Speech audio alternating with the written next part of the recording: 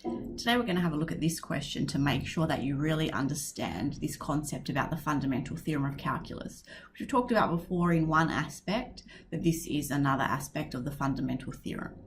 So if we have a look at 3a and we want to anti-differentiate it, going through those steps we can see that if you were to differentiate t squared plus 3, you get exactly 2t, so we don't need to worry about any sort of scale factor. The scale factor is 1, so we can go straight into anti-differentiating it, and we end up with t squared plus 3 to the power of 5 over 5, and then of course you have plus a constant.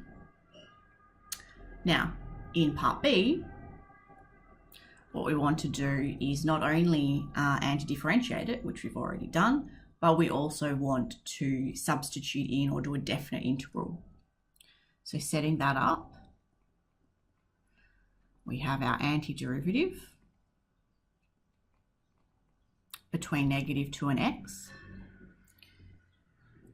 and substituting those in, we end up with x squared plus 3 to the power of 5 over 5 plus c, subtract, and then -2 squared is 4 plus 3, so we'll have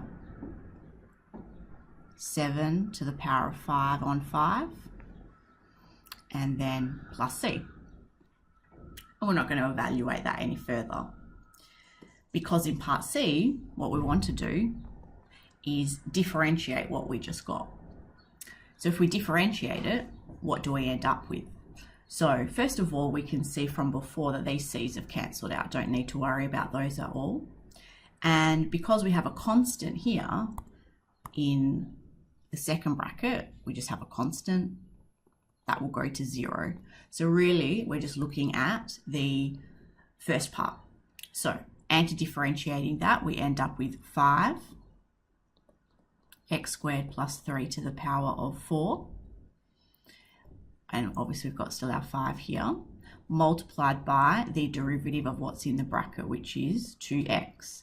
So simplifying that, we end up with x squared plus 3 to the power of 4 times 2x. What you should notice is that really what we've ended up with here is exactly this, except that the t's have been replaced by x. So what is the overall relationship? The overall relationship is that when you differentiate an integral, they sort of cancel out because they are opposites of each other.